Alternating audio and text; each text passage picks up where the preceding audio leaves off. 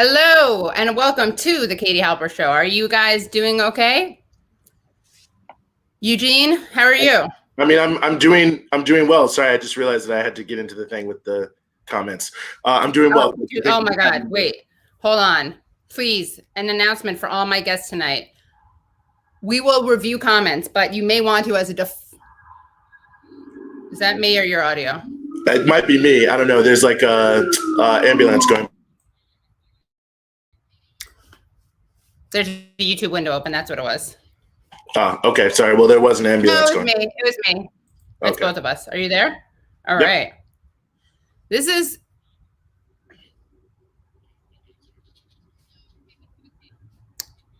I kind of hear it. I don't know. I mean, Okay. it's definitely Now you. good? I mean, just Is it close good? all your windows. It's not. It wasn't from me, but it was a window. It was a physical window. But yeah, let me close the other windows. That's a good idea. Hi everyone. This is a very stressful day for many, many reasons. Not because of this one. I'm just trying to personify what's happening. Okay. On the show. Hold on. Manifest it. I'm trying to manifest it. Yeah. All right. Eugene, how are you doing? Are you good? Well, I'm doing well, thankfully. I mean, obviously, all things considered, I'm definitely doing well, given where a lot of folks are, unfortunately. So, just pushing forward. That's all we can do. Yeah. And we're going to get into some very serious discussions tonight. And actually, there's really no need for me to say that because that makes it sound like I was about to launch into a comedic monologue, which I'm not. Well, there could be some comedy here. It's okay to have some level of levity. Yeah, we do. Yes, that is something I really try to do. Yeah, that's true. But for right now, I think we should just tell people who you are. And also, Eugene, you're going to help me really ground this discussion. Oh, okay. All right. Yeah, well, now I'm equally as complicit in the outcome. Everything that I say, Eugene signs off on, but not everything that Eugene says is something I sign off on. So that's how it goes. But we're going to be having a great conversation. Now, of course, people who watch the show know Eugene Puryear is the host of Punch Out News, The Punch Out. I'm sorry. I can literally never. Write it down for you. Okay. I am the host of The Punch Out, a podcast on Breakthrough News. I mean, honestly, I've probably mentioned that your show is more than anyone who doesn't work on Breakthrough News does. I mean, but that's why I find it makes it all the more problematic. You consistently engage with it and yet continue to. I'm trying to be memorable. Yeah, no, that's okay. Yeah, I don't know why I find those. Yeah. Anyway. So you are your new podcast is excellent. Thank you. Your reporting is excellent. Your analysis is excellent. And we're going to be talking today about what just happened. Was there a coup? Was there an attempted coup? Is that the wrong word? Does it matter if it's the wrong word? Is this fascism? Was that fascism? Will there be fascism? Why do we care what we call it? Is that all distraction? Should we just get to work? But before we jump into that, and we have an amazing lineup, guys. It's a really incredible lineup. Not only are we going to be joined, obviously, by Eugene and myself, but also repeat guest, repeat offender, Samuel Moyn, who is a professor of law and history at Yale. Also, we're going to be bringing into the fold another repeat, a classic, Daniel Bessner, who is also an historian. And an editor at Jacobin, and I'll give you more detailed bios of them shortly. And then once I bring them in, and then Jason Stanley, who is a philosopher, and then Jodi Dean, who is a political theorist and author of many books. So before we do that, though, Eugene, you are working on a project, a documentary, a report. Maria, can we just cue that up, that video? Tell us about this, why we're watching it now, how it relates to what's happening now also. Yeah, well, I mean, in some ways we're watching it now because we announced it today. I mean, in some ways, so there's that. I think there's just the urgency of the moment for this case, which is about a number of anti-racist organizers in Denver that are facing up to 60 years in prison just for the crime of protesting. And I think that, it's very notable.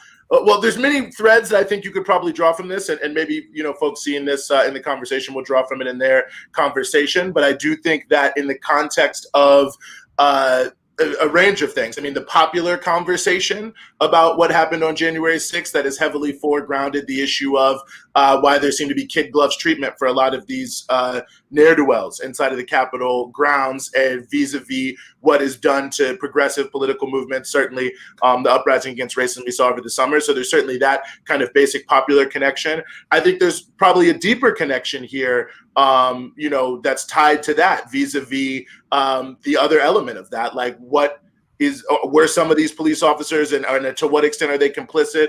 What is the infiltration or the cross sort of pollinization between these far-right, semi-fascistic and fascistic political spheres with the state security forces? And how does that play out in the everyday reality of brutal police terror that's waged against, working class, primarily Black and brown communities in this country? So I think there's a range of different sort of ties into it. But I think in and above anything else, I think a lot of people were and are concerned in the context of what happened in the Capitol, in the context of the campaign to, decertify election results, that democracy, which I think has many, many flaws in the context of the United States, but even that limited sphere could be narrowing. And I think that people are right to be concerned about that. I think there's other, reasons for that. And I think this speaks to that very heavily, these kind of heavy charges to be against people protesting for justice while the cops who murdered Elijah McClain did nothing. So we've done this documentary that'll be premiering on Saturday. We released the trailer today for Breakthrough News. So let's play the trailer. Let's do the full screen trailer. The police are much more prone to brutality here. APD is more likely to kill you. I remember the first night that we heard about what happened to Elijah, and actually that was the night when he had been brutalized and beat up by the police. He didn't actually die until a few days later. You're saying there are no injuries, the guy's dead. So clearly things happened to him that were wrong, Mr. B. He probably most likely died from excited delirium. It's a criminalization of Blackness in and of itself. It's a criminalization of oppressed nation people in and of itself. We are killed because we are criminals. Like, let's say when Ferguson was going on, when Mike Brown was killed, we didn't have big protests in Denver like we had this summer. We didn't have that energy. Aurora is used to not having things disrupted. This changes. Friday's protest began hours after the police department released a disturbing photo that appears to show 3 officers mocking McClain's death. At this point, like, everybody in Denver and Aurora is like, wow, these cops, they have absolutely no respect for the people here. This is an actual military. Our message was fire the officers who we saw kill Elijah McClain. But instead of doing that, they sent in tanks. They sent in teams of SWAT cops to put us down, and now we're the ones facing charges. That's how ridiculous this is. We're charged. None of these officers. We have to defend these activists in Denver. They're now being threatened with up to 48 years in prison.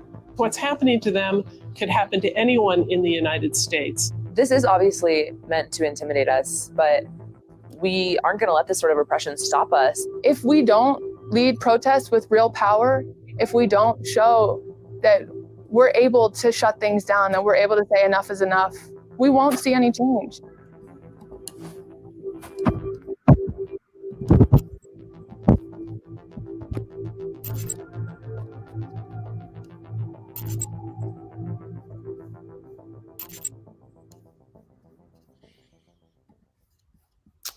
Great. Okay, so let me just bring. Yes. Okay. Yeah. So, congratulations. What was your role in that?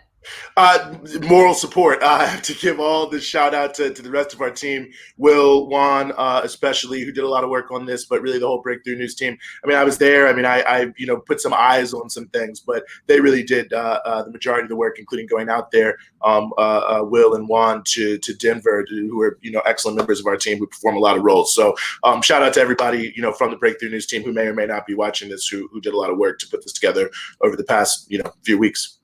Yeah. And I think that this is an important, contrast, right? The way that these people were treated, the police were treated, the way the police treated the what are you calling them, by the way, Eugene? Well, the people at the Capitol? Yeah. I mean, I think to call it sort of the rioters, whatever you want to call them, I mean, I will not call them protesters. I mean, it seems to trivialize the nature of what was going on.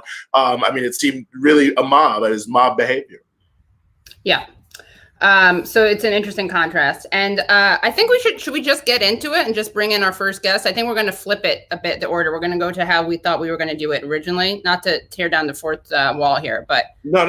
I think it's important to show that transparency. I'm with I know, we are committing transparency, yeah. Okay, so we're going to bring in first Jason Stanley, if he's ready, if he gives us this thumbs up, hot off of a Zoom that he did with, where were you just now? Refuse Fascism? Refuse Fascism. Great. So Andy Z, Rosie O'Donnell, who was obviously the target of Donald Trump for many years. Very brutal to hear her stories. Yes. And Jason Stanley, just so people know, welcome. Thank you so much for joining us. He is the Jacob Orowski Professor of Philosophy at Yale University. His latest book is How Fascism Works, The Politics of Us and Them. And he's a contributor to the New York Times, the Washington Post, the Boston Review, the Guardian, and other outlets. So thank you so much for joining us. And do you want to just talk about what you were just talking about, like what the purpose of the event you were just at was? The purpose of the event we were just at was to, Refuse Fascism itself is a communist organization and therefore full system change. So they started about 5 years ago focusing on Trump as a particular threat. Their underlying ideology is that you ultimately need a system change to a communist system, which I wasn't necessarily on there to defend, though, I think. Oh, wait, we have other guests who will do that on the show. Right. No, I am, I mean, Bob Avakian is not necessarily the particular person I would choose. Sure. Yeah. Right. So we need a system change or else this will happen again. So there's no question about that. So, and then just really quickly, Rosie O'Donnell was there at a Refuse Fascism event? Well, Rosie O'Donnell has been very involved in Refuse Fascism. She has been a target of Donald Trump's there, and she is just what she's gone through was stunning to hear. She was an early alarm of his misogyny, hatred, and obviously psychological trauma that she's gone through. His supporters have been targeting her year in and year out, and so we heard a lot about misogyny. Oh wow, yeah. So it was and the anxiety and terror that she felt when she saw the coup and saw the people who had been sending her death threats for so many years and saw them on the street. And so I really just listened a lot of the time because I've had death threats, but what Rosie O'Donnell has gone through, especially seeing Donald Trump, who had focused on her, then become president and continue and be rewarded for that behavior. So we talked about the relation of mass political movements, Black Lives Matter, police, the issues that Eugene raised about police infiltration, how much the left, the communist left, has been recognizing this problem for a long time.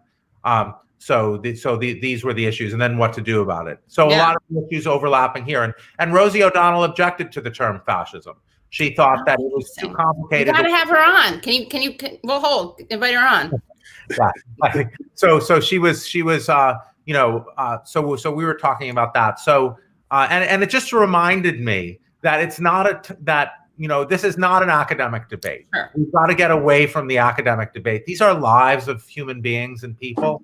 And we face something very extreme. We probably the status quo was very extreme.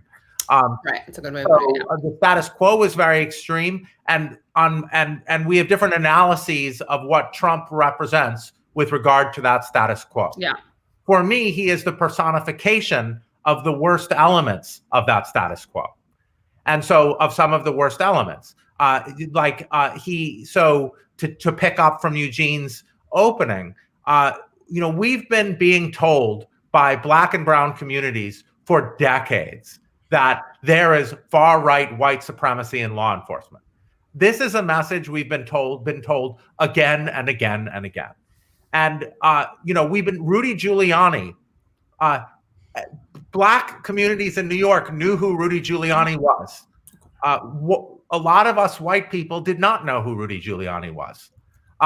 Rudy Giuliani did not become someone else recently.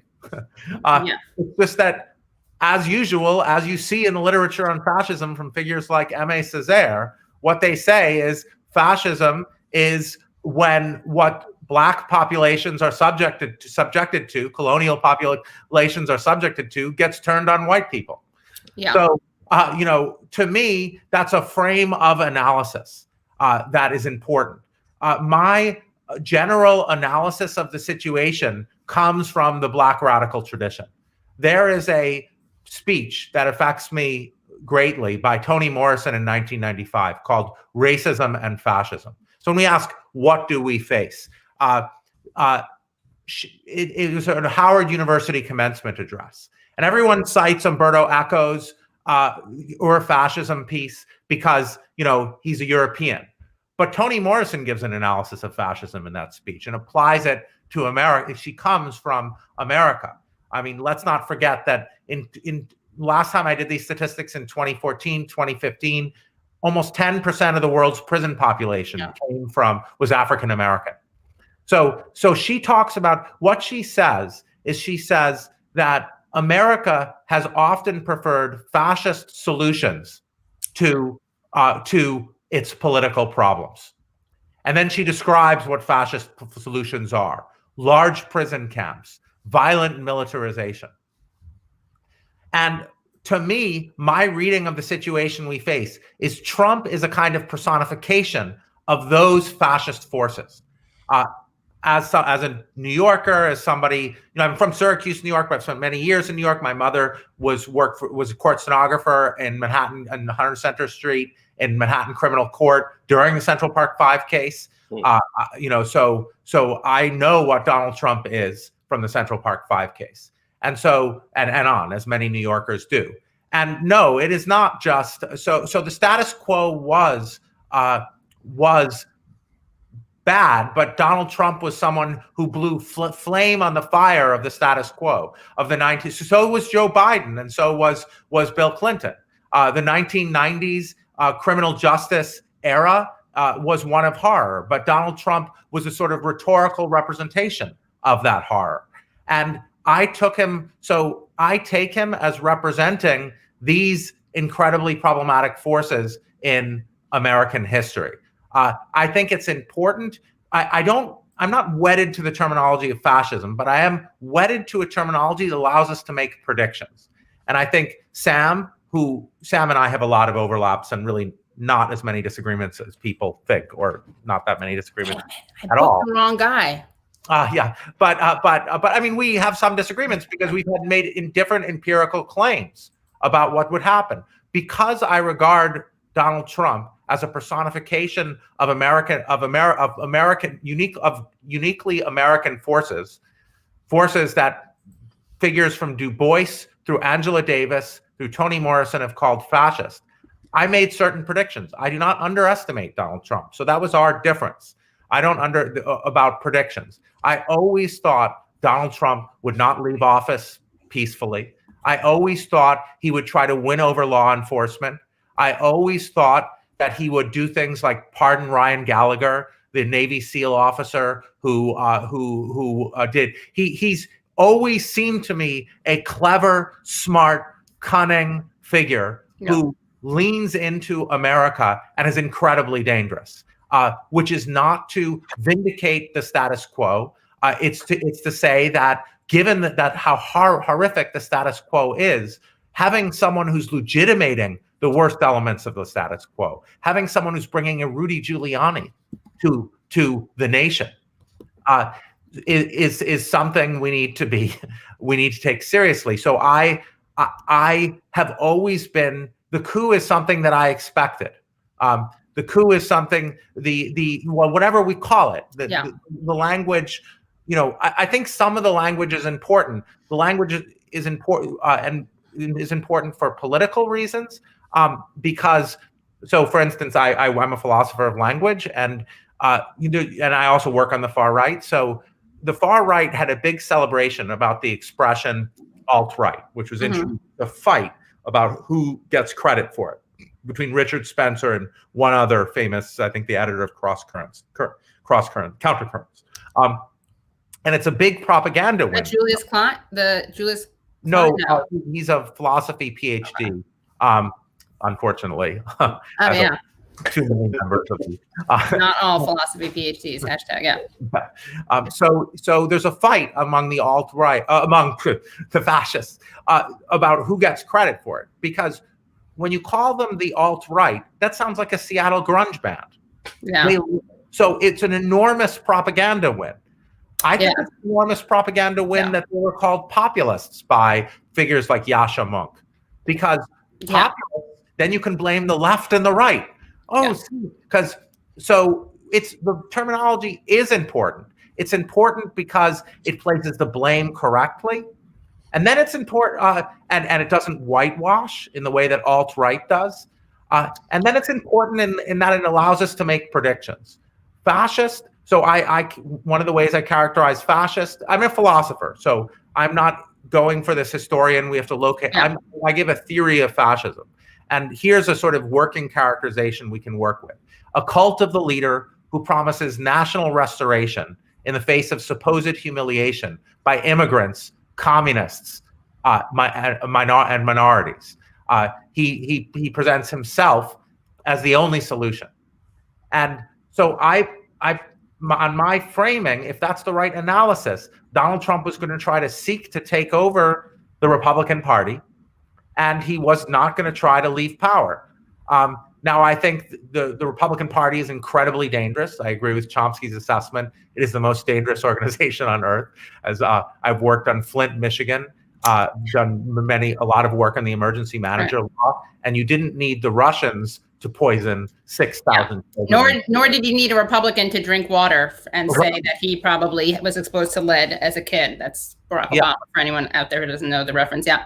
Right, and the which doesn't undermine what you're saying, but yeah, the Democratic Party has enormous complicity here because they did not. Why do we face what we face? We face what we face in large part because of the failure to prosecute the Iraq War, the failure to seek accountability for the Iraq War.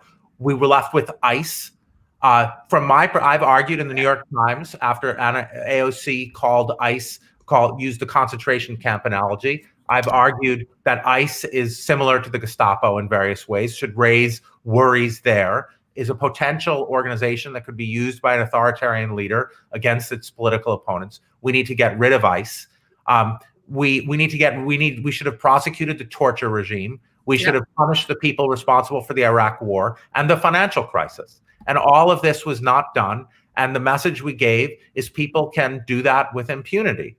And I'm concerned that if we don't take seriously enough the Trump administration, we're going to have a situation where people take the wrong lessons, just as they did with the Iraq War and the financial crisis. Yeah, I think that's totally true. I really appreciate your acknowledging those things because there is sometimes a binary, right, where it's, I do this. I often will focus justifiably on the Dems more than Republicans in large part because everyone I know hates Republicans.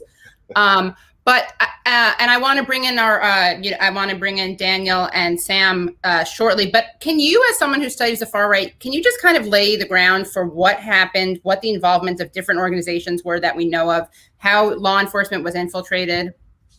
Yeah, Eugene raised it. So we have, I'm not. So when we talk, we don't know the degree to which law enforcement is infiltrated. Sure. We know from ground level work for decades. My colleague Elizabeth Hinton is working on this. Black community has been telling us for decades that law enforcement has been infiltrated by the far right.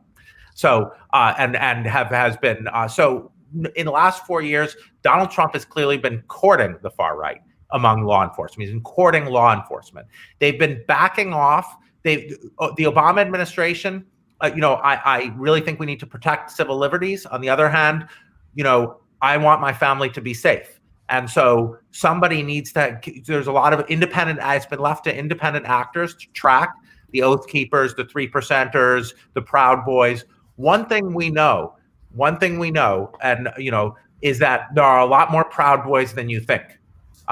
So if we think of this as fascism, we're going to be able to understand this. We're going to be able to understand that it's not just it wasn't the working class among the insurrectionist terrorist mob attacking the Capitol. That was not the poor, disenfranchised working class. There was a 3-time Olympic gold medalist in the middle of them.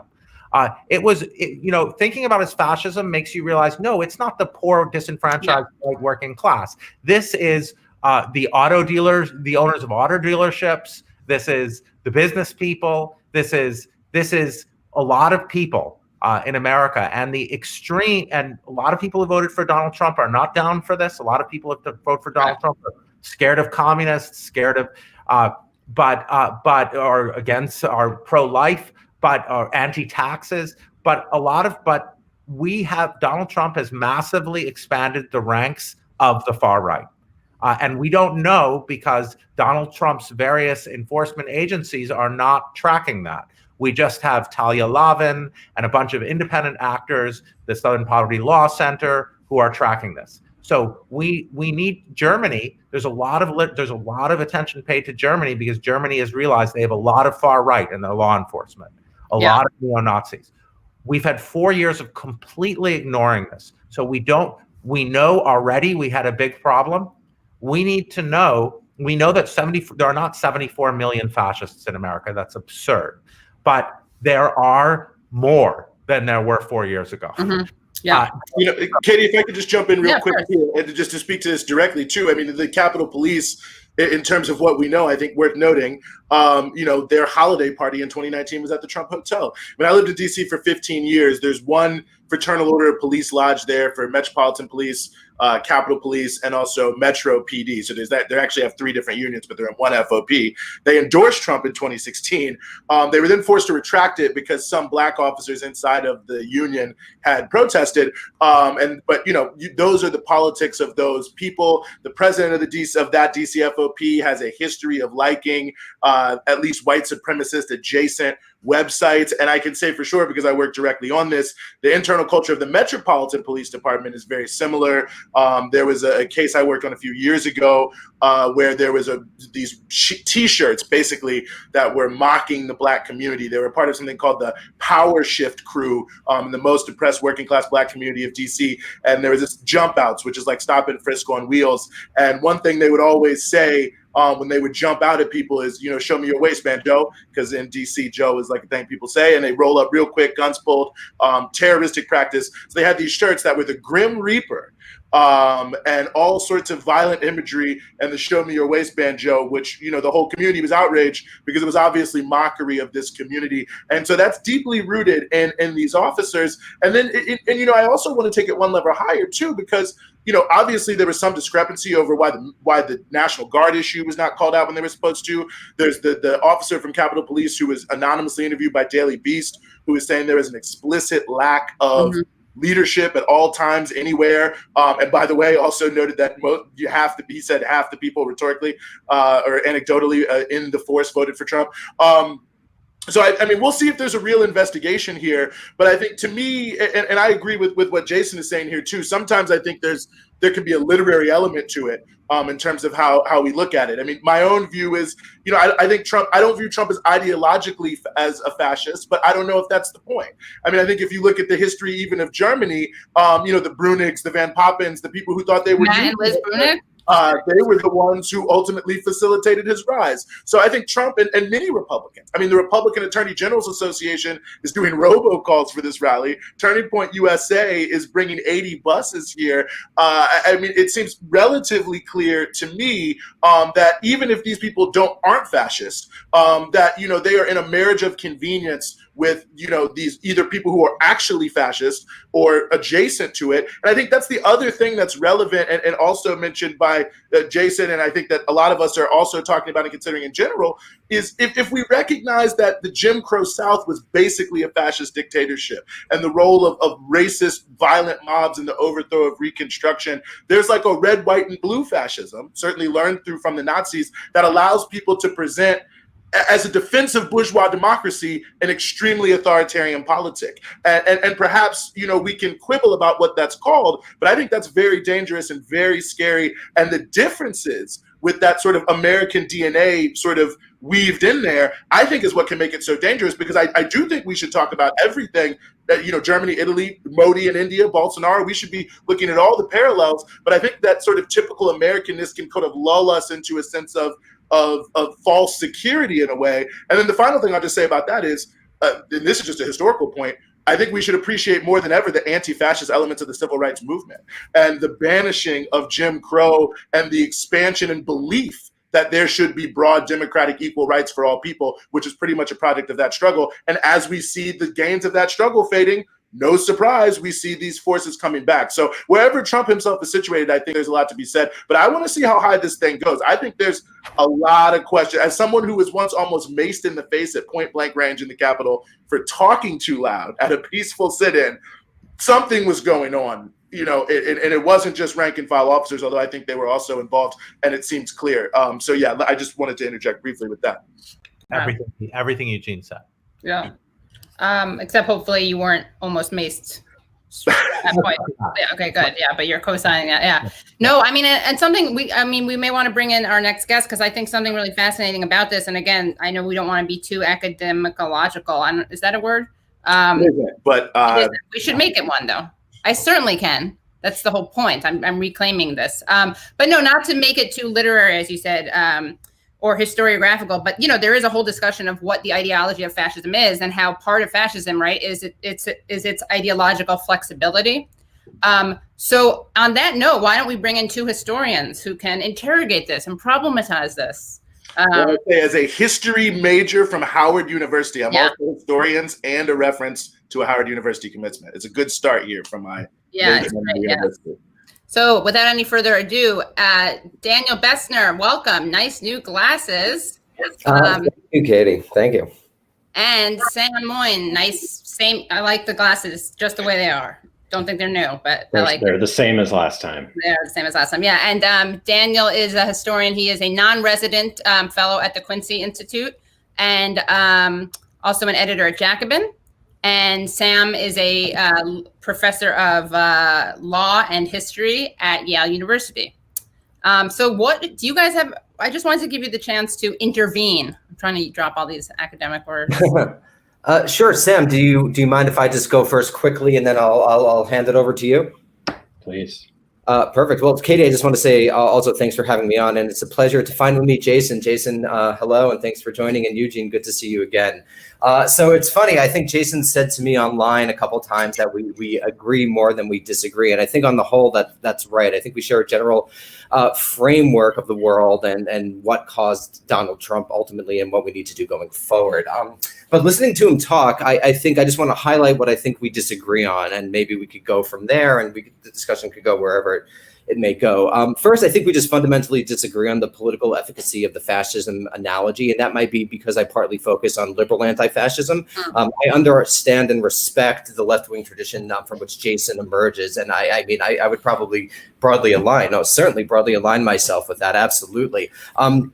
My criticism of the analogy, though, comes from the fact that in my reading of history, it's been liberal anti-fascism forming the foundation of the modern liberal technocratic state that has actually been just historically more efficacious, that it's been more powerful. And so I am worried just fundamentally about the deployment of the analogy and how it will be taken up by the Biden administration. And I think it's the fact that Jason is very much on the left, I know, but a lot of the people who were promoting the analogy were very much not on the left, and they were deploying it to particular political ends. And there might just be a fundamental disagreement about the political efficacy of it, and we'll see. Time will tell who's right and who's not right. I also just, as a historian who studied Nazi Germany very closely, particularly the last 5 years of the Weimar Republic's, German history as well, the last 5 years of the Weimar Republic's collapse, the literal micro-history of 1928 to 1933, I just don't see what's happening today in the United States as particularly analogous to that very unique situation of post-World War I Germany, a generation of scarred veterans, years of street battles,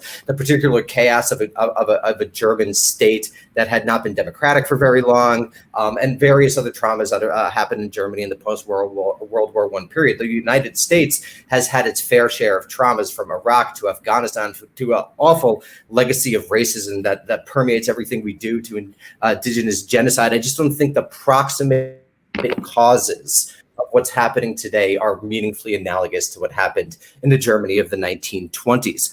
And while I agree with everyone that there is a real danger posed by the far right, I think it's important to investigate why so many people have found QAnon appealing, particularly since the COVID-19 pandemic, the rise of the Proud Boys and these sorts of organizations. I think I guess fundamentally when one is making that call between the threat posed by the far right to the Republic and the cost in civil liberties that it will actually cost to combat that right by an American state run by the Joe Biden administration, I just think that cost in civil liberties is too high. It might be because I'm a 9/11 baby. It might be because my teens and 20s were seeing the transformation of the American state into a particularly grotesque national security and surveillance state, which I think has had very negative effects on people of color, on left-wing organizers, etc. I'm very wary to inflate a threat that I don't think is existential. And then finally, I guess this is a political judgment,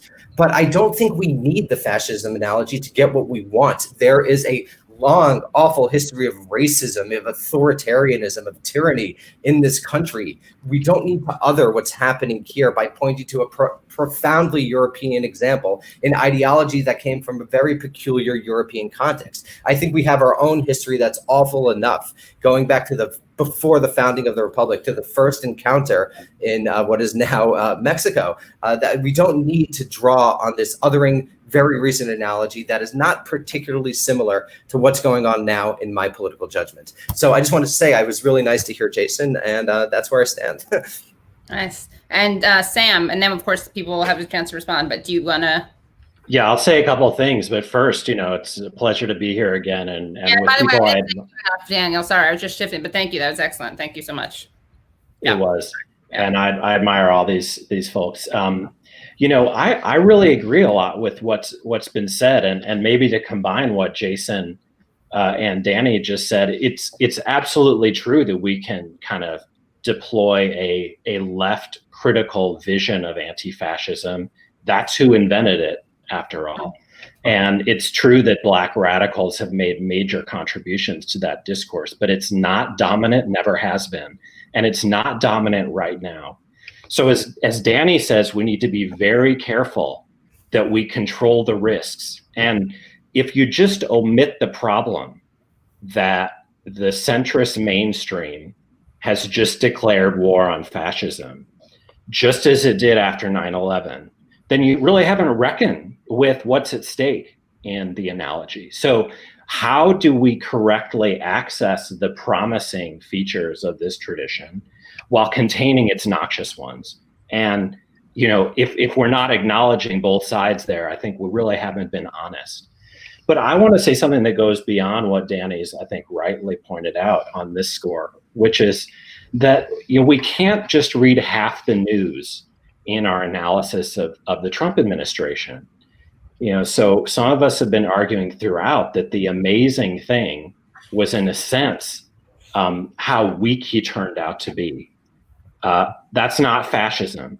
At least of any kind that we've seen in the past. And even January 6th, which Jason and others are taking to be the great confirmation event, I think more vividly illustrates how weak a man he is. So even before the riot broke out, he'd lost his alliance with Mitch McConnell and Mike Pence, who had resolved to end his imaginative or symbolic insurrection before the real one took place.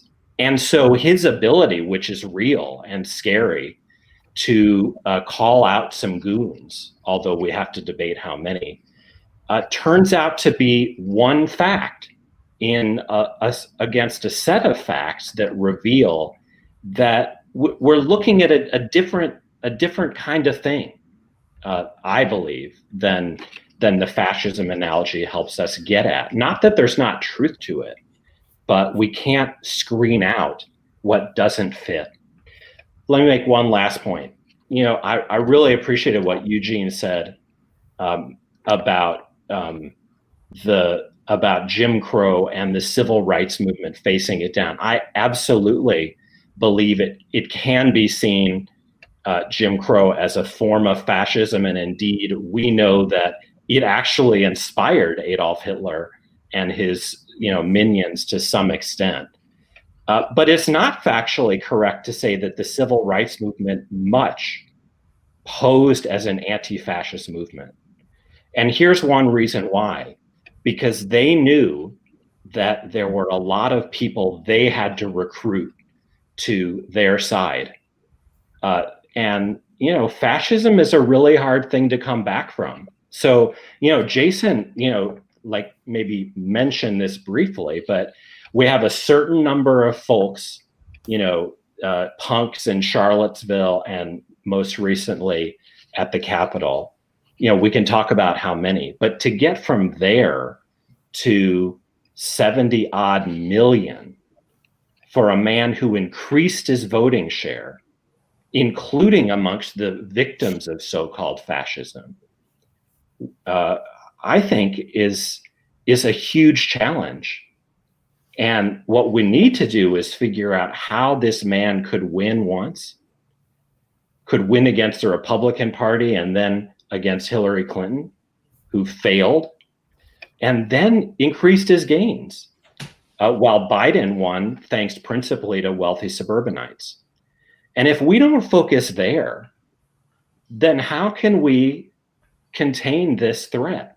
And so I think calling those whom we can recruit rather than incorrigible fascists is just a mistake, because we have to figure out what we could share with them and why they're not on our side already.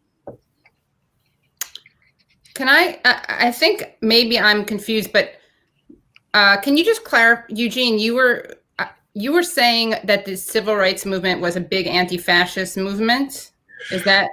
I'm saying I think we should appreciate the anti-fascist character. I mean, I think Sam is correct historically. I mean, I think if we're sort of looking at the, just the actual ripple effects of it, I mean, if we even recognize Jim Crow as a form of, at least derivative form of fascism, as it were, I think just the revival of the civil rights movement, of the Reconstruction concept of the 14th Amendment, the revival of the Reconstruction removal laws, the ending of the poll tax, and then, of course, maybe not the final breaking up of the Klan, they're still around, but as a powerful political organization, I think you can certainly say it had anti-fascist echoes. And if to some degree democracy, even in a bourgeois sense, if we're talking about sort of fascism in the European sense, is, if not something of an antithesis to fascism, I think the appreciation for democracy in this country expanded dramatically because of the civil rights movement and the horizon of it and the significance of it. But I think historically, 100% correct. And I think most of the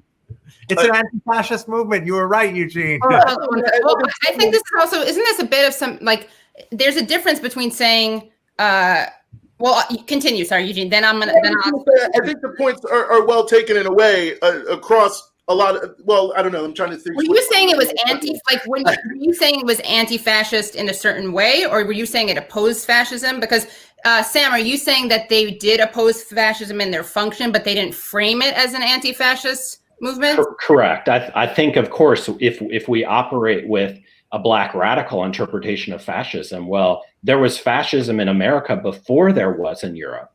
And that's true on that theory.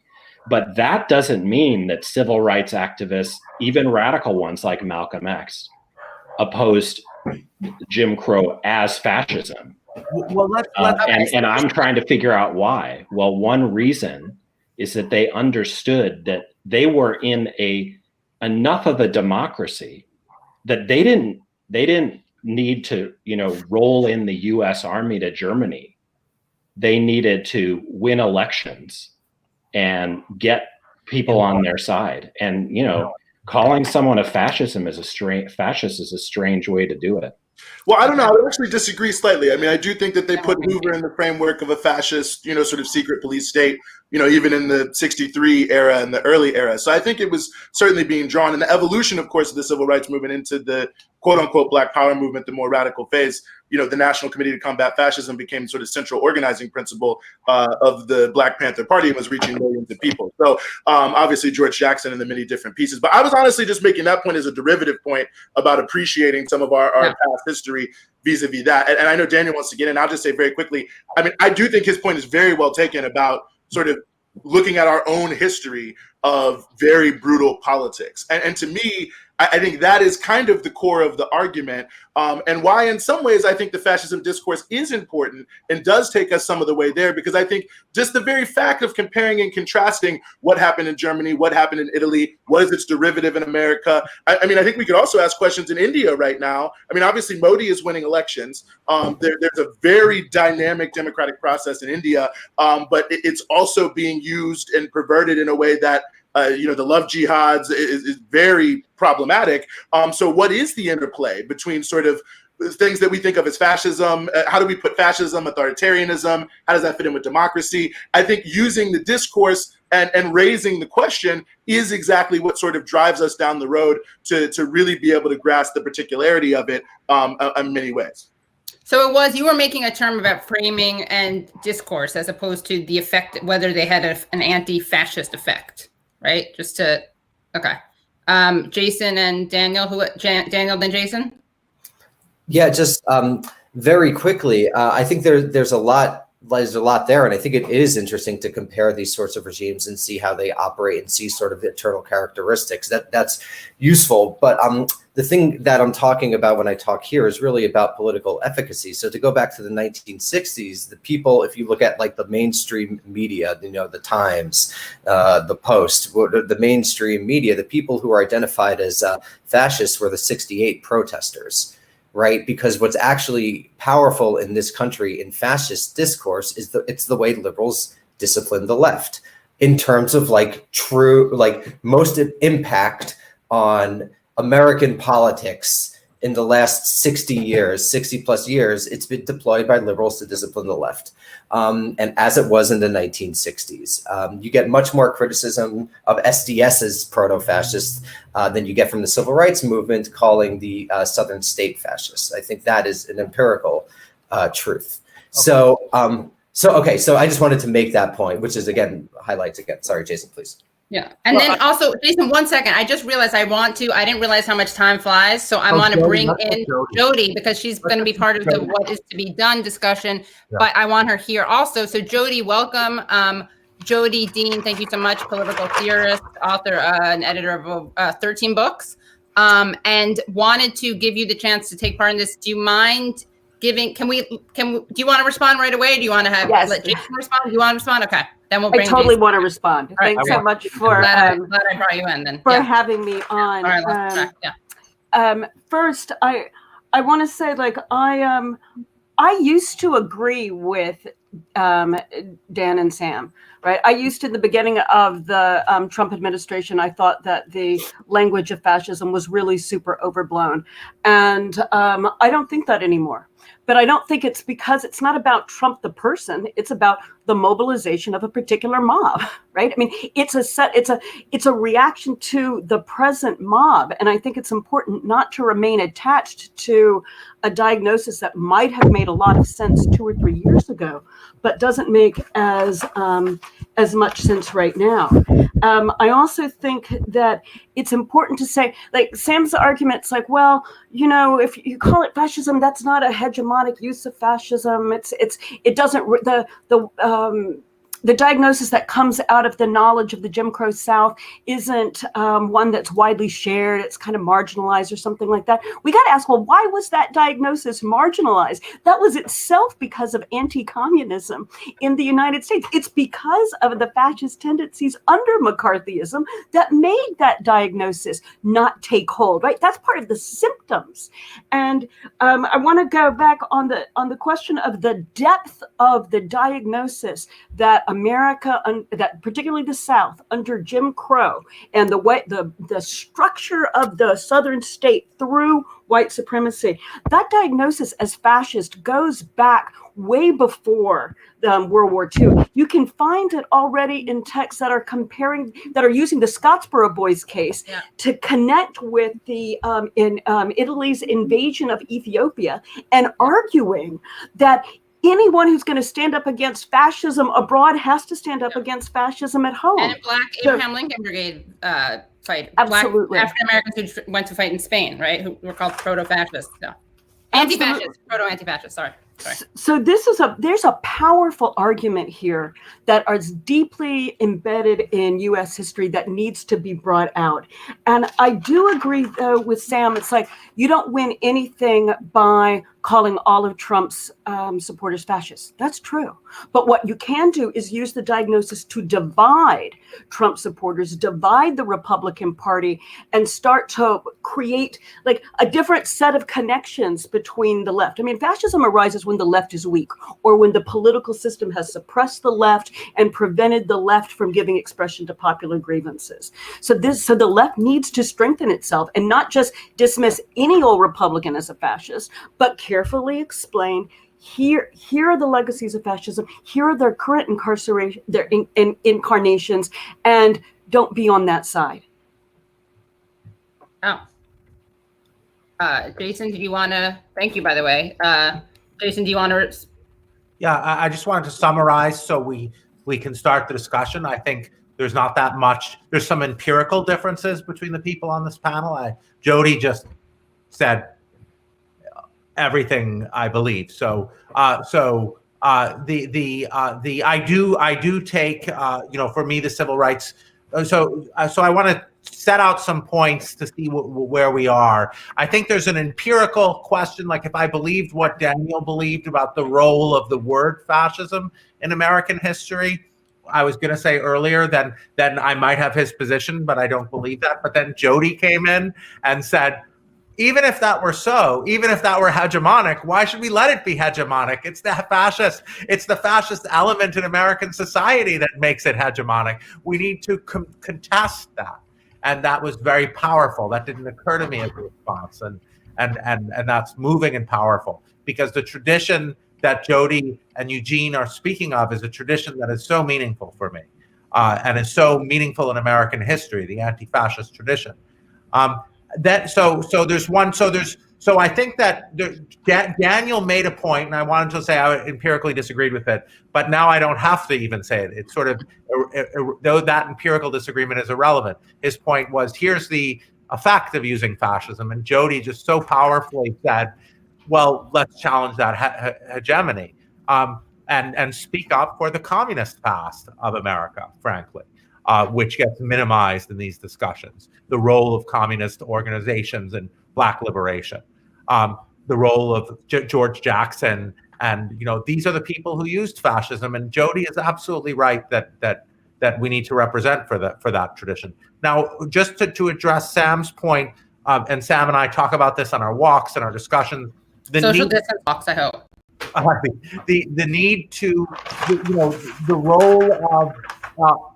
The fact that you can't call 74 million people fascists, that's not true. I remember Peter Gordon was talking to my wife, and Peter Gordon was saying, a lot of people who voted for the Nazis weren't fascists. They weren't fascists. They were just ordinary conservatives who were scared of communists and scared of. That was, in fact, a lot of the base of the voting base of the fascists. And my wife looked at him and said, the partner looked at him and said, if you vote for the fascists, aren't you a fascist?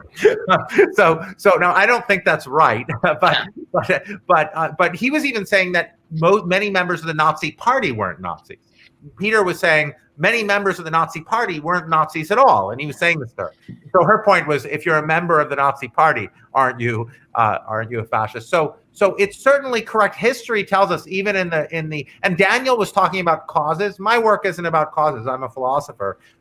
What's happening in India has different causes than what's happening in Brazil, and what's happening in the United States, and what's happening in Germany at different causes than what's happening in Italy. I'm a philosopher. I'm talking about politics and rhetoric. Causes, those are differ, and those are relevant. But yeah, of course, there's going to be different causes in different countries. But as a philosopher, you're looking at a uniform structure. And finally, Sam's point. So to address Sam's point about how do you address the political efficacy of fascism, Jodi already answered this basically. It's efficacious insofar as it splits people. It says, actually, so there's a lot more people who are basically, everyone on this panel is going to agree, fascist, and there's many more than there were 4 years ago, because frankly, when the president of the United States does that from the podium, that creates it. But obviously, most of the people who voted for Trump, the vast majority, are not that. So Sam is right. You cannot. But Jodi, let me just address the point about the civil rights movement to defend Eugene's analysis, and then I'll stop. So Sam is right. The civil rights movement was an attempt to convince people, but it was not an attempt to convince. It was not an attempt to convince the fascists in the South. They knew they were not going to convince the fascists in the South. It was an attempt to convince people not there that there was a real fascist problem in the South. So that's why they got beaten on Edmund Pettus Bridge. When I spoke at the University of Alabama in 2017 in the program on race and gender, and I was with these young people whose grandparents were part of the civil rights movement, and told me about the group that stayed there. And, one of them was like, yeah, my grandmother raises her pants leg every Christmas and says, this is where Bull Connor's dogs bit me. And they were armed, I mean, they in the South, I think, like, people, those old school civil rights movement and people 30 years old, they are armed because they know that there are, in fact, they're not going to do much convincing with some groups in the South. And the civil rights movement was trying to show America that was in the South. Yeah, and can I actually ask Jodi? I wanted to ask you because you touched on this, but I think a lot of people aren't totally, and I unmuted you there, aren't that familiar with the kind of anti-communist organizing, anti-communist history, and how that has created an opening for fascism. So I think if we just start with the McCarthy era, we can remind people about the trials that the 12 leading members, actually it ended up being 11, of the Communist Party were subjected to, sentenced to prison. Some people were deported. Paul Robeson was a major Black communist leader. His passport was denied and he was basically hounded.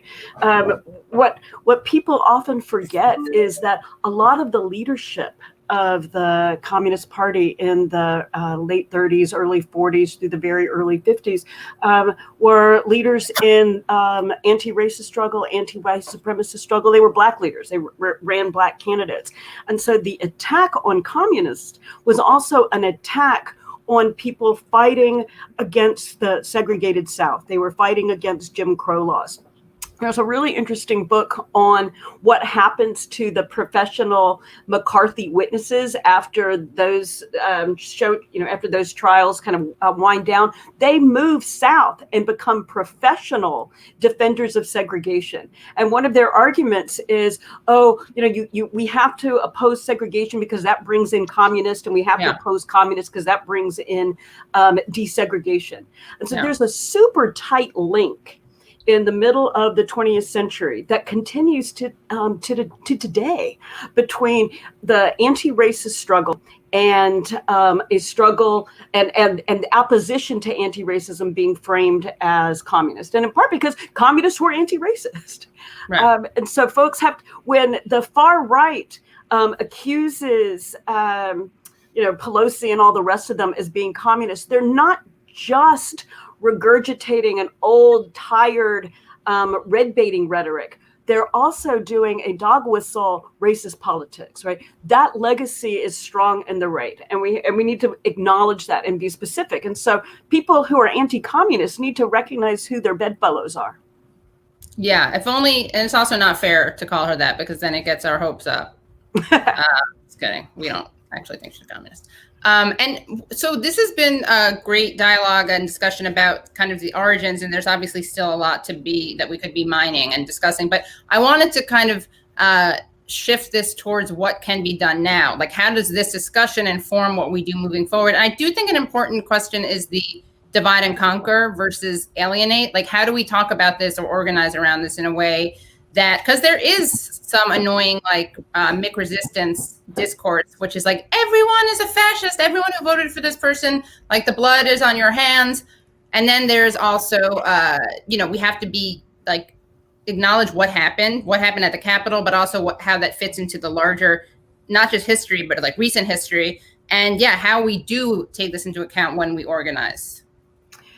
I think that one of the crucial things there is the language and the charge that this was a fascist mob with fascist intent is important because it can break down the sort of both sidism that is too prominent, and it can be a wedge against reconciliation. I mean, we can fully accept, this is again where I don't completely share Daniel's current analysis. Like, I'm not worried about Biden using the words or the diagnosis of fascist, because I'm more worried about him using the language of reconciliation and moving together and building unity. We know he can work with segregationists, and so that's part of his appeal. We have to fight against that. And this charge, the situating of the current struggle in history and the recognition that it is a fascist, that this has been a fascist movement, helps us put a wedge against that kind of rehabilitation of what's ostensibly a segregationist kind of reconciliation. Right? That's got to be off the table. Unity at all cost is not unity. Unity at all cost is oppression and exploitation. Okay, I want to ask you more about that, but Daniel, I thought I saw your hand go up. Just very quickly, I think we do fundamentally disagree about the constellation of forces, which is then just going to necessarily influence what we emphasize at what moment. So I think Jodi's absolutely right with that. I just wanted to make clear I wasn't referring to Biden himself, but the sort of permanent security state that has expanded since 9/11. I don't think it really matters what Joe Biden himself does. I think it has to do with a broader social logic of surveillance and endless imperialist war that has been endorsed by every American president since 1945, including Barack Obama, George W. Bush, Clinton, and everyone before them. So I think that is a very extraordinarily powerful social institution that has more influence in shaping what happens in this country. And it has the most influence when it's given a blank check by sort of the liberal establishment and liberal elite. So I'm worried that, like this elite has done for decades since 9/11, it will use this present crisis for its own ends. And I think that's a real fear. I think it's happened over and over again. Sam and then Jason. I love what everyone said, and I admired Jodi greatly. I would just put a bit more focus on the Democratic Party in this moment, and not so much on Biden, who's kind of a figurehead for the kind of mainstream of the Democrats who won. And for all that we might like to make a counter-hegemonic tradition of anti-fascism, more significant, we're facing a moment in which this anti-fascist idea is having this function, which we can't deny, of liquidating the Democrats' sin as if they aren't implicated in the coming of Trump, as if their form of race consciousness is remotely adequate to our moment. And January 6th, I think, in the long run, will sadly come to be seen as a moment that strengthened the Democrats' complacency as they head into 4 years of governing. So I think Danny's raising some concerns about overreaction, and it's warranted because of the overreaction we've have seen not least when, you know, the prior fascist boogeyman before Trump was Saddam Hussein. But the real fear, I think, is not in that direction. It's normalcy. It's in the assumption for, you know, the kind of anti-fascist Biden is, that America's back now that Trump's gone, and restoring the status quo ante is what it means to reject fascism. And, you know, on this Zoom call, we can, you know, laugh at that and say deeper reform is called for. But it seems as if, you know, this framework is actually serving our enemies then, because it's not focused on their complicity or our recruitment. You know, what it would mean for a new kind of Democratic Party to get real on race, to combine it with class, to appeal to some of the disaffected millions who chose Trump, and which is a very different choice, by the way, than choosing Hitler, with all due respect to, you know, to Jason. Well, let me, if I could, just briefly. Okay. And then Jason, and then Jodi, I just want, yeah. Well, just to speak directly to your point, I mean, sort of the what's next, which I think speaks to this. I mean, I think it's, I mean, you know, like all strategy, you have to outflank the enemy. You have to get in their rear. You have to break up their defenses. And I think that, you know, that in some ways is, I don't want to say it's separate, I think, but it's a related issue, and it speaks to what Jodi's saying. I mean, what we really need is a stronger socialist movement in this country that can make a clear critique of the broader capitalist economic system that is obviously bipartisan, that is driving the contradictions that have led to the rise of Trump. I mean, I think that's relatively clear. My own view, though, is I don't know. I mean, how are you really ultimately going to expose the Democrats? I don't know if it's not by using the word fascism. I mean, I think in some ways the hardest way to distinguish for, you know, true socialist, progressive, you know, I don't know, whatever people want to call themselves, to distinguish from Democrats is, ironically enough, I think, on questions of race, in particularly on questions of white supremacy, because in many ways, even though their analysis is very shallow and totally incomplete. For example, I mean, the entire Biden administration claiming to be for Black Lives Matter while promoting a program that will actually strengthen the police forces in Black working class communities. I mean, stunningly and ironically in many ways, but still very notably. But nevertheless, because one, most Black people who vote for Democrats. Two, because the rhetorical differences between what Republicans, you know, Steve Scalise, I'm David Duke without the baggage, are willing to accept, it's difficult to make sort of, you know, real differences there. So I think in some ways there's a benefit to building, even in the context of knowing that the anti-fascist language is being deployed by liberals in a duplicitous way. It's certainly happening right now. I would say in many ways, even some of the impeachment conversation had some of that rhetoric around it. Nevertheless, the element of an analysis then brings the rest of the framework into play, because the real question will be, since we're obviously in a dire economic situation, you know, tens of millions of people facing evictions. I don't have to say here, 85 million people can't pay their bills. I mean, the ability to lead real struggle and to distinguish where the Democrats are unwilling to do anything at all will be the key point of differentiation. And if we are in a dialogue with those who are in this sort of liberalistic framework, I mean, just like all Trump supporters are not, you know, terrible people. Many of the people following these liberal leaders are exactly who we need. We're in the conversation to be able to be a pole that can be distinguished, you know, sort of vis-a-vis what really is the road to lead to some form of victory here over what's taking place. And so I think that, you know, it's sort of a two-track question.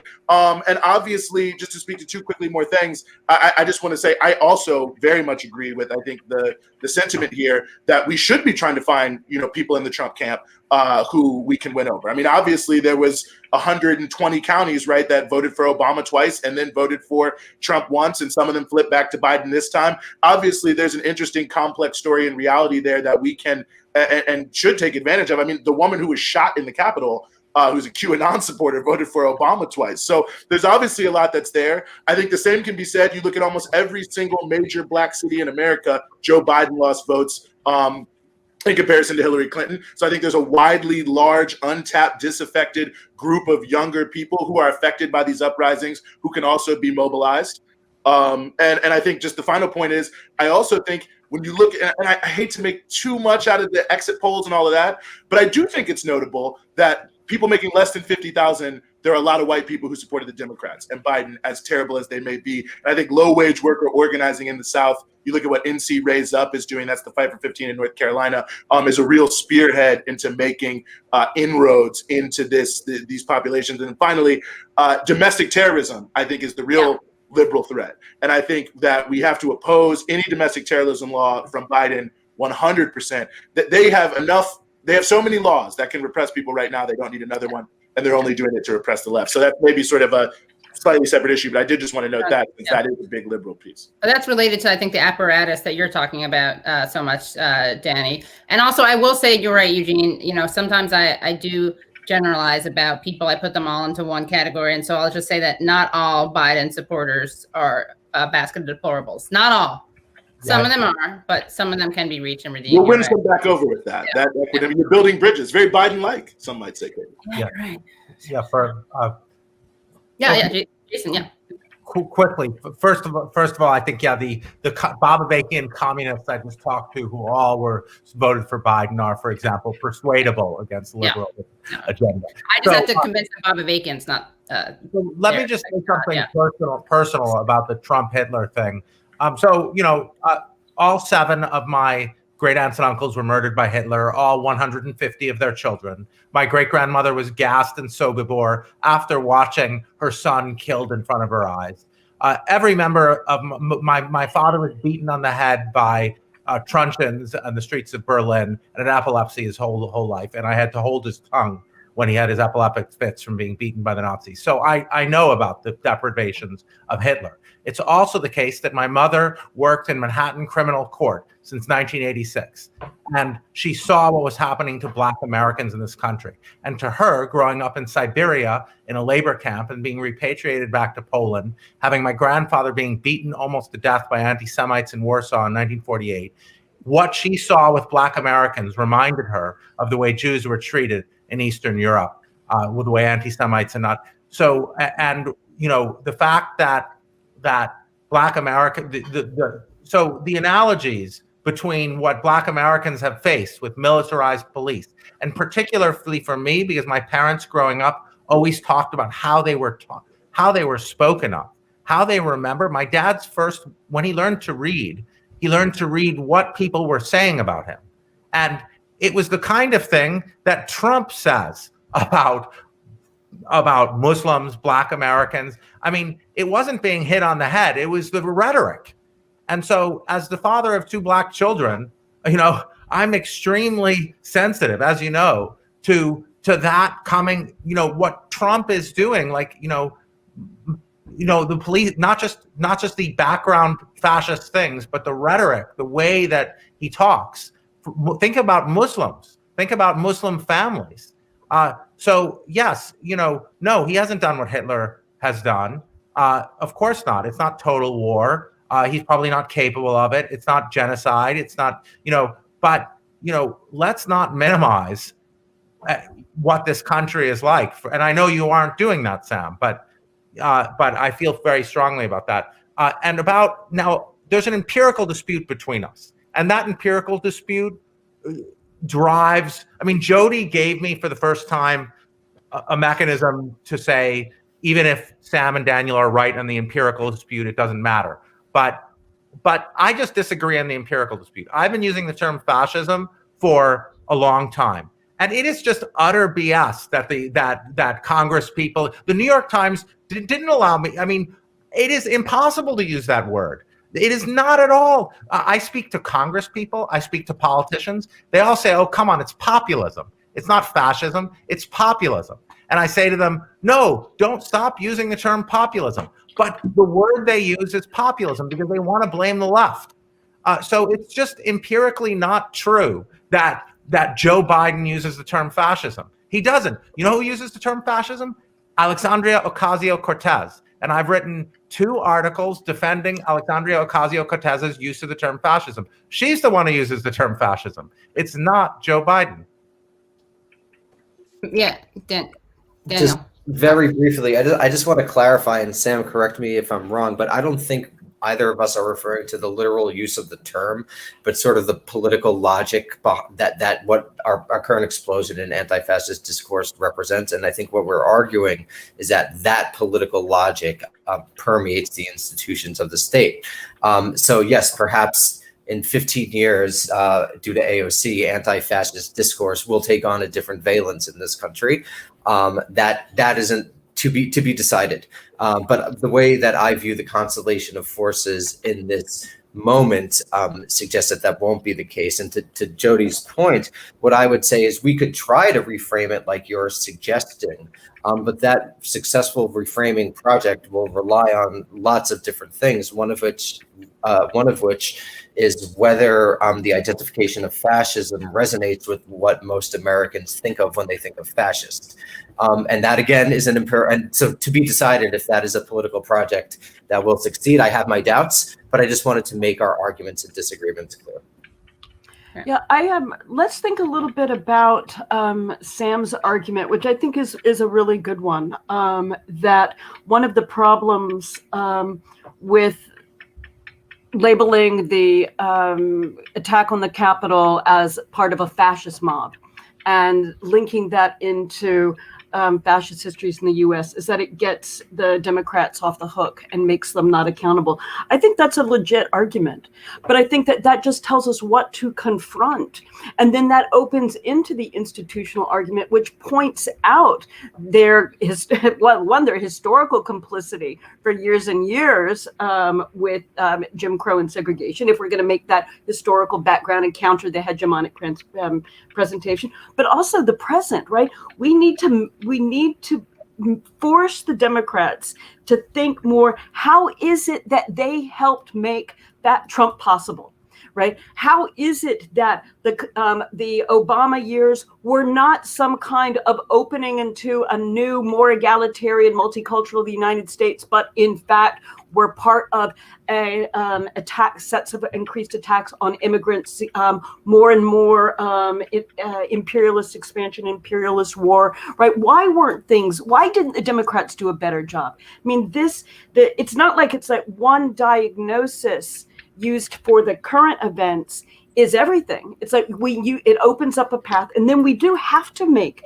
the Democrats accountable for the rise of fascism, for what led them to what made it possible for these mobs to become so much more popular, for groups that had seemed to be marginal.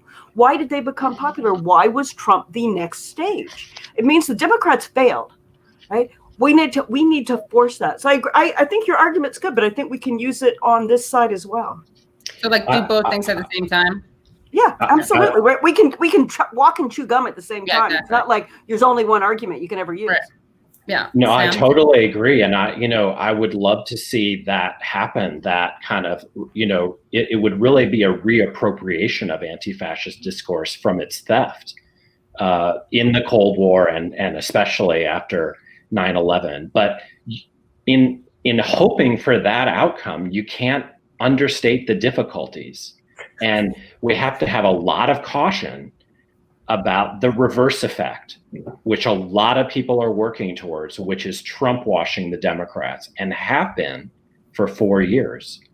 And not just anti-fascist discourse, but our collective response to January 6th, I believe, based on what I'm seeing, is not serving your cause and mine, but that Trump washing. And even if that battle's lost, it doesn't mean we shouldn't keep trying to reappropriate, our fascist analytic. But it can't be, in ignorance of what the other actors are doing, and especially I think of what the constellation of forces, to use Daniel's term, is right now in Washington, and that's the perspective from which I speak. Can you actually just elaborate a little bit on that? Like what is happening? Because we've kind of referred to this, the surveillance state, the anti-terrorist discourse, but can you just talk as from a law perspective also about what is happening, what we can see happening on the horizon, what's already happening? Well, there are widespread proposals, Eugene's talked about them, and I totally agree with what he said, to add new tools to the national security and surveillance state in the form of, the war on terror come home, a domestic counterterrorism framework, to add to, the good laws we already have to, pursue, the criminals and to sweep a lot of black and brown people up along the way, mainly. But, then we have the impeachment, which is the kind of melodrama of the day. Unlike the last impeachment, I think, this has a lot of symbolic value. And yet it's also, it's also symbolic, and it's about, drawing a line. I think frighteningly, it's mainly about inviting some Republicans who served Trump for years to switch side at the last minute and Trump wash themselves, to use the denunciation of his evil as if they were on the right side of history, along with the Democrats. And so, I think we just have to watch what happens under Biden. It's not that long, 7 days. When the old guard returns in foreign policy, they're talking a bit of new talk, but, I don't know, as George W. Bush said, fool me once, Shame the domestic policy stuff is really interesting, because we know that on domestic policy, there are some different personnel, and there's just no way that the Democrats can contain the rage, including African-American rage, that have brought them to power and that they've successfully accessed. So I think that's where our opportunity lies, is to, keep pressure on them. But I just, I just don't think we should mix up what we want to happen from what may well happen, so that we guard against, the things we don't want to happen, and not just, develop our own analyses as if they were widely shared. Jason, yeah. So I think it's fair to say we all agree together, and Sam, I owe you as your colleague. You've walked me through, and I've learned so much from you about the normalization of the status quo, and we want to avoid the normalization of the status quo. The subject of today is how much does talking about fascism, does thinking about what Trump did, normalize the status quo? To me, Trump's bad, and this I'm just drawing on Jodi's points, Trump's badness can be used to condemn the status quo. For example, by saying, look at what led to Trump.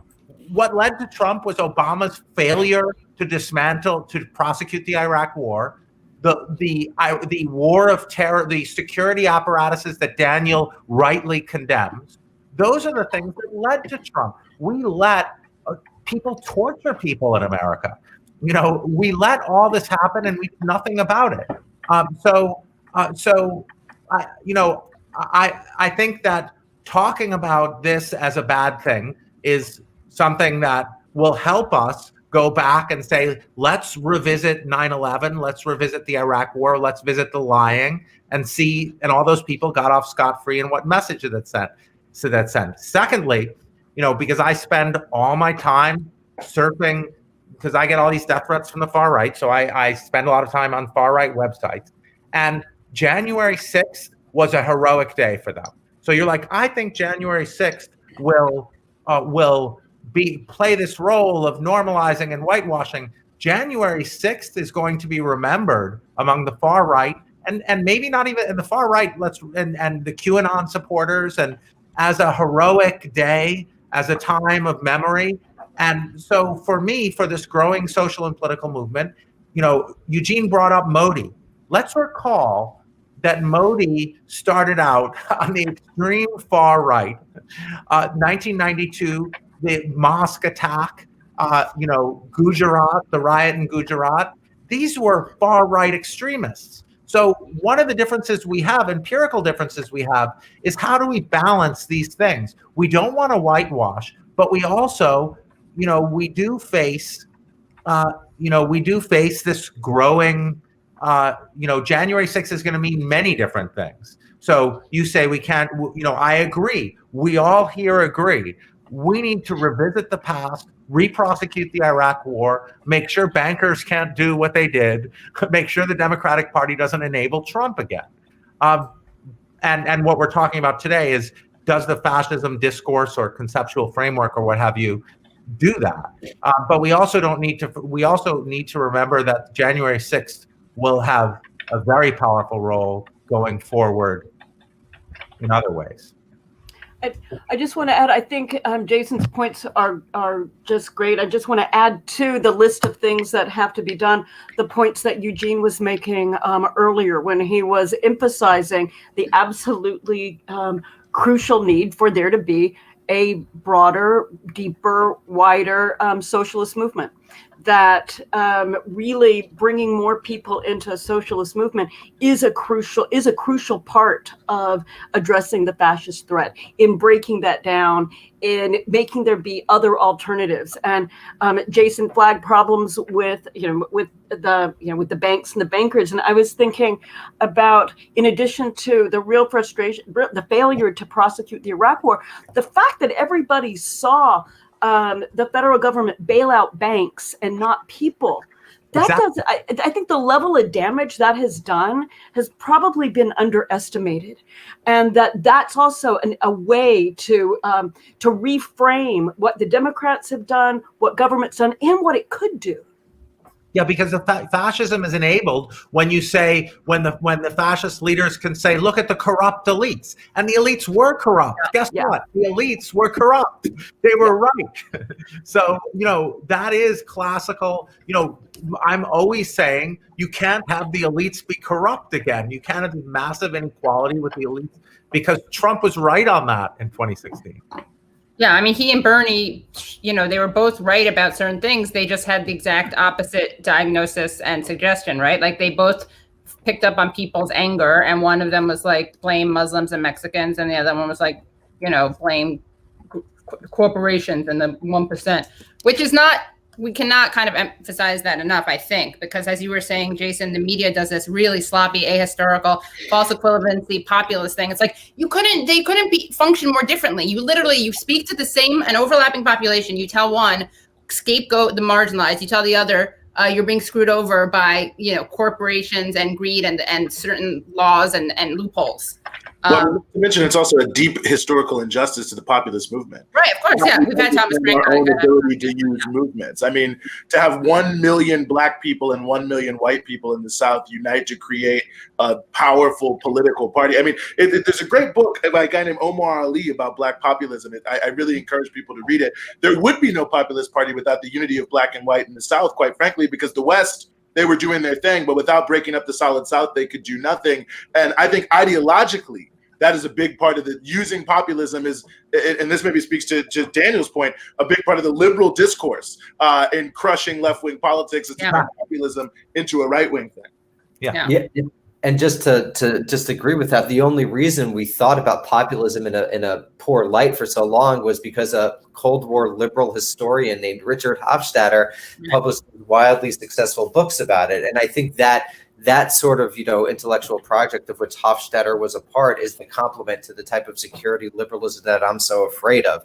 And I'm publishing an edited volume on this hopefully now, and it examines how these are all parts of this discourse that's permeating American culture since 1945. And I think that's a discourse that reemerged after 9/11. And I think that's still a discourse that's in the mainstream Democratic Party. You see it in the fact that Democrats wouldn't even vote against a 10% decrease in the $740 billion defense budget. You see it in the fact that Democrats are still very fine with 750 foreign military bases and 200,000 troops stationed abroad. And who knows, given the people that Biden who has appointed to foreign policy positions, who are all the most aggressive members of the Obama administration, the younger generation, what they're going to do abroad. And I think this sort of discourse, again, feeds into that project almost by definition.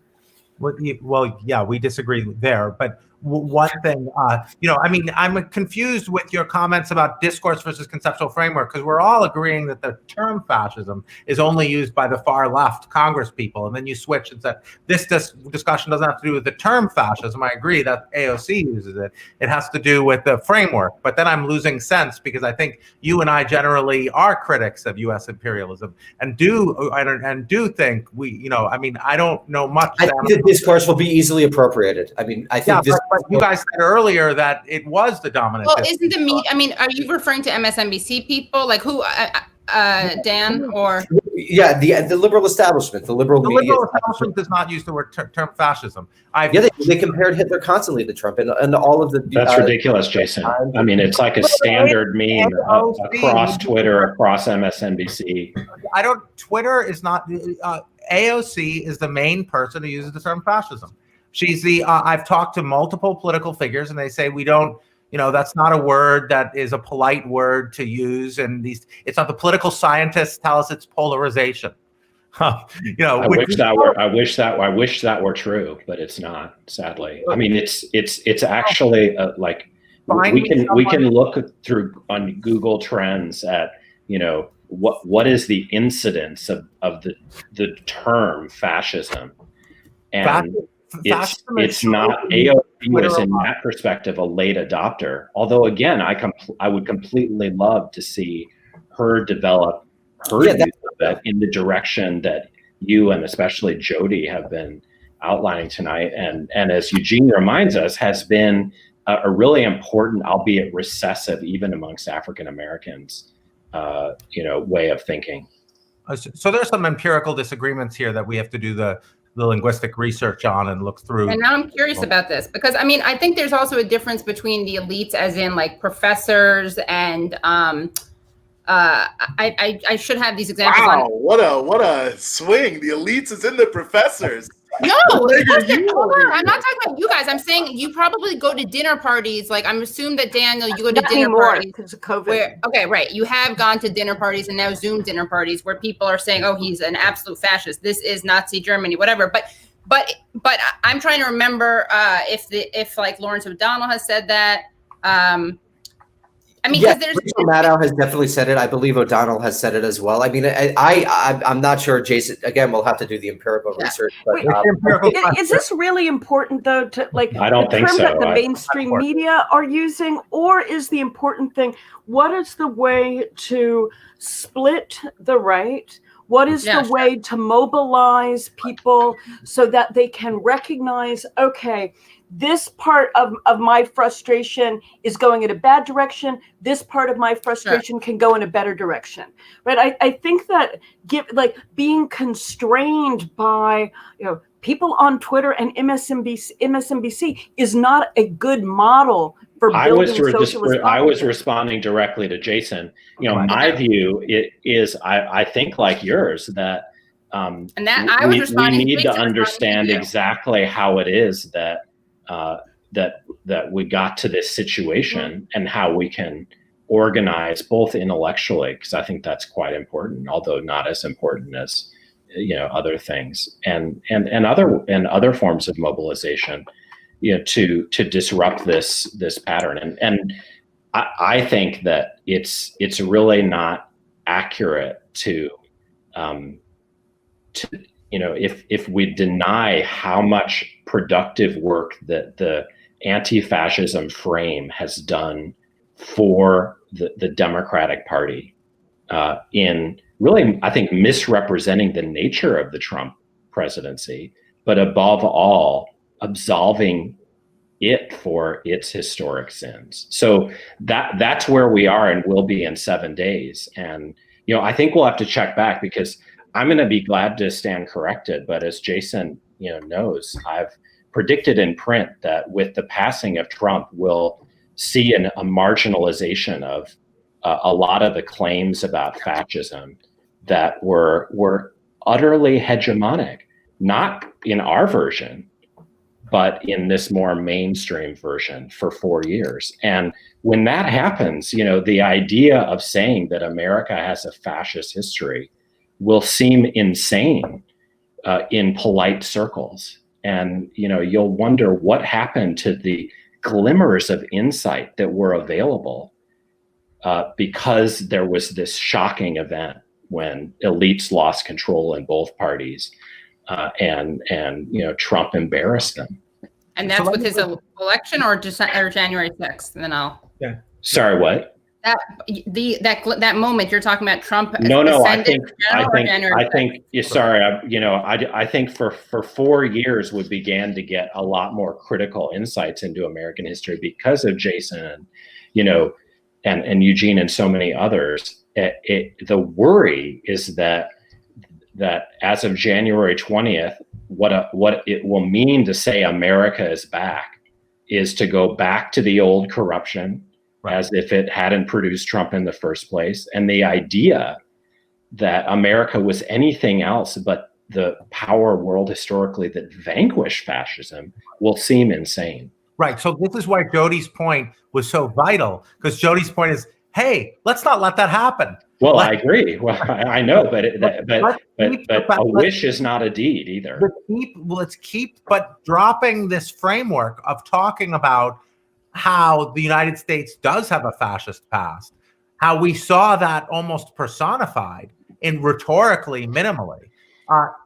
Let's keep that going. Let's emphasize, look at what happened. Look how explicit things got verbally. Look at and let's use that to change the Democratic Party. Let's remind Biden of the crime bill of the 1990s and that's Jodi's suggestion, and that is, I think, the only way forward. And secondly, let me make a second point. So I think so. We can come back to that as to whether Jodi and I are right about that. But the second point is the point about analysis and prediction. The point about analysis and prediction. There's an empirical thing. In November and December, there was a lot of ridiculing of people who thought that, literally in November, people were saying, Trump is just a clown. He is no authoritarian. He was just pretending. I think a framework of analysis, if we see that the United States does have that Trump and Hawley and Cruz, like what we're seeing in the Republican Party, we're seeing in the Republican Party many people willing to go this path, many people openly willing, not just faking, doing the Mitch McConnell thing of being democratic, pretending to go along with democracy, but people are just openly, no, forget it. So that remains a risk and a prediction, and it's a prediction that certain frameworks make, and we need to keep in mind that risk. We need to keep in mind interpenetration of the far right by police, interpenetration to law enforcement by police, military, ICE, all those things, and those are minimized on a framework that doesn't talk about fascism. That's a good argument, right? I think that makes sense as. Sam, your point, look, there's a real risk of normalization and everything is Biden is here. It's going to be. It's not a risk. Look who was elected. Look who's staffing his administration. It's going to be this kind of new restoration. But I think that Jason's pointing to people like Cruz. We can think of 197 members of the House did not vote to impeach. We had people even after the doggone attack on the Capitol still voting to uphold purely really fraudulent charges regarding the election. It might be the case that things are too far gone for the sort of renormalization actually to happen. The crack might already be too deep, and someone like the Democrats aren't going to be able to heal that. The rupture is already there. What do you think of that? Oh, I find that really. I'm sure that I think it will be near impossible to suppress the mainstreaming of, as Eugene and Jason have said, what African Americans have been saying about the American state for many years. I do think that the fascism framework leaves something to be desired even there, because it doesn't let us access the way in which Democrats and Republicans alike were were working together in staving off the possibility of a transracial working class majority. Right. And that was normal politics. It wasn't fascism. It led to Trump. And that would be, more or less, I think, a much better analysis of how we got here. And it would suggest certain remedies for the future. But I totally want to agree with Jason that January 6th wasn't trivial. It was a symbolic breakthrough for the far right. It really depends how many people cherish its memory and how powerful they are relative to the president, the new president, who will, lead a nation that thinks of January 6th as the moment the tide was turned by, the American spirit. And so I just want to make sure we're sensitive to the risks. And I don't think we can wish them away, especially when we're on Zoom and they're in Washington, deciding how to engineer that restoration. And it's something, that we should be, I think, quite concerned about. And also, just to piggyback off Sam's point, and then I have actually got to go, I think it's important that we actually look at who the protesters were. And it's very difficult to really come by accurate numbers of who they were. There were a smattering of Proud Boys and a smattering of various far-right groups, but it seems like a lot of reporters on the ground, and I'm thinking in particular of Will Sommer, a lot of the people that he talked to were QAnon, which is this bizarre, strange conspiracy theory that has exploded during the pandemic. So I think that also, and I may be wrong here, is that it seems like that is a real serious problem, that just referring to these people as beyond the political pale isn't, it doesn't edify or clarify about what is the alienation and depression that is driving them. And I think that is what equating them with fascists or equating them as insurrectionists does, in a sense. Well, I agree with you. So one of the things that focusing on something like fascism, or I'm not necessarily, but some concept like it, is that the people there were not all poor, disaffected white people. They came from an incredibly diverse class. There were, of course, car dealer ownership owners. I can tell you there were some physicians. There was an anesthesia. There were the number of people. There was a 3-time Olympic gold medalist. Yeah, what sport are we talking about? Do you know? The people. Was it swimming? Yeah, and swimming. Yeah, a top. It was, and so. Okay, one second. Sorry, Daniel has to go. He had told me this, so thank you. Sorry, guys. Daniel, great meeting you. I'll listen later. Sorry. Bye. Hi, Daniel. Thanks. Thank God he's gone. Just kidding. Okay. But I don't think, I think that's part of, QAnon is, Sam's work on cultural Marxist conspiracy theories is relevant here. And Talia Lavin's incredible piece in the New Republic that everyone should read on QAnon, where she talks about how it's protocols of the elders of Zion plus blood libel. So that's what we had that covered. I thought we did blood libel. That's not part of it. We'll review that later. But anyway, right. I mean, the level of the anti-Semitic tropes that QAnon is a Nazi conspiracy theory. So that's the structure we're facing, and so those historical parallels help us understand how a cross-class group that is not materially based can fall for this, and the dangers that we face going forward. And And Jodi, I heard you say on Doug Henwood's show, like right after the election, you were saying something about identity politics and demographics not being destiny, which is something that I think it's kind of it's uncomfortable to talk about, because the movement is not quite as homogeneously white and certainly not as male as we would maybe think it was. I was surprised by seeing the footage at the Capitol. I was actually talking with Doug about exactly this today, and particularly because he's like, well, if you're associating fascism with aggrieved masculinity, what about the women out there? And it's just like, that there's aggrieved masculinity doesn't mean that that's something that particularly men think or feel. Like anybody could think or feel that, right? So, like in fact, you know, the more that we can recognize that people's politics is not something deep embedded in them in like a mole or unshakable, but that politics can be changed, that you can convince people otherwise, that you can give them other incentives, that you can give them different frames and detach them from identity claims, the better. And I actually think that that in a lot of ways, they mobilizing people to reject the fascist assault on the Capitol, to reject the complicity with the fascist assault on the part of members of Congress and members of the police, to recognize that members of police forces across the country have people who are fascist in there, can actually break up assumptions regarding the racial character of these, to see that a racial, like a police force can be enforcing capitalist and racist norms, no matter how multicultural the members of the police are.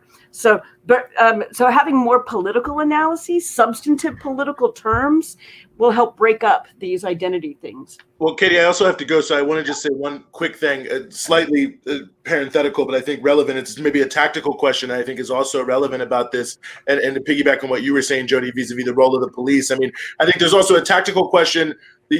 Let's put Trump aside here. Let's just focus on the sort of self-identified fascist, if you will, who are obviously trying to take advantage of this. We've seen Matt Heimbach and these other, idiots out there trying to organize. I think it's worth remembering what sort of really pushed deep into the shadows that brief little effervescence that was happening around Charlottesville was that anytime these people started showing up, they were unable to really marshal the relationship of forces in any way, shape, or form that was relevant. I mean, certainly Traditionalist Workers' Party 100% broke up because they were like, we're going to surge, but they never surged, and that led to some internal beefs. But I say that just to say that the sort of liberal anti-fascist discourse is heavily predicated on the role of the state as a repressive force, right? On like, don't go, like, I mean, look at what Muriel Bowser of Washington, D.C., don't go down there, don't deal with them, like, we're going to isolate them, we have the police. I think anyone who's ever organized a demonstration against the Klan knows exactly what I'm talking about. All these people who come and say, let's go 15 miles away and say nothing. And I think just the very fact of that distinguishing in the tactical level, when people are saying, how do we confront fascism? What do we do?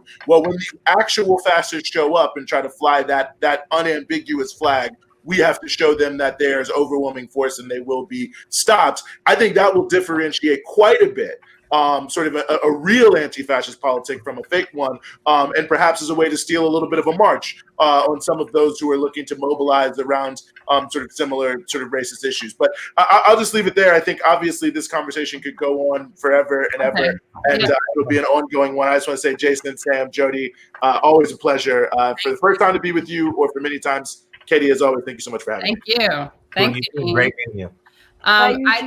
Yeah, I better go as well. I wanted to. We're about done, right? Yeah, we're done. Yeah, there was just one question. Can I ask you guys one question that came up from the chat, and then we can wrap it up? Which is, this is from McMindfulness, who moved. So how can the left ever strengthen itself when labor laws already on the books have deliberately not been enforced for decades? Has any sector been more hostile to unions than tech? Is there any indication that pro-union legislation is coming? Anti-union, fascist. Anti-union, fascist? Oh, anti-union equals fascist. Okay, that makes sense. Anti-union equals fascist, yeah. I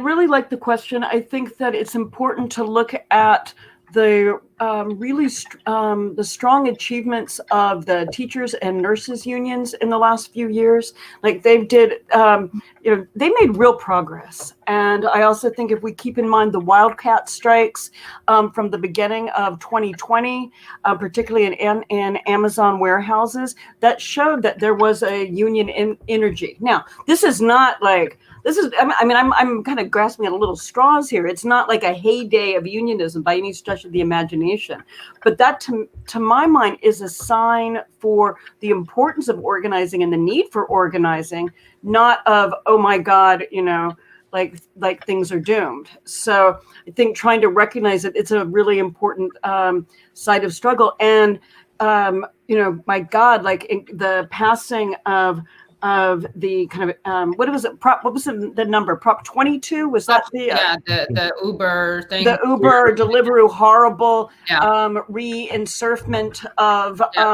portrayed as racial justice when it was terrible, right? I mean, that's a major defeat, but that also means that's a place for mobilizing and for organizing, and because it's going to come to every other state, and so people have to be aware of that and organize around that. Yeah. This is great. Any final last words from you guys? I'm really grateful for your time. You got to come back on. We have to do a part 2, figure out, we've hashed it through. Now we need a game plan. Yeah. But yeah. That sounds great. Thanks. I've enjoyed it. Thank you so much. Thank you so much. It was nice talking to everybody. Experience. See you in East. Enjoyed it. Thanks, Bye.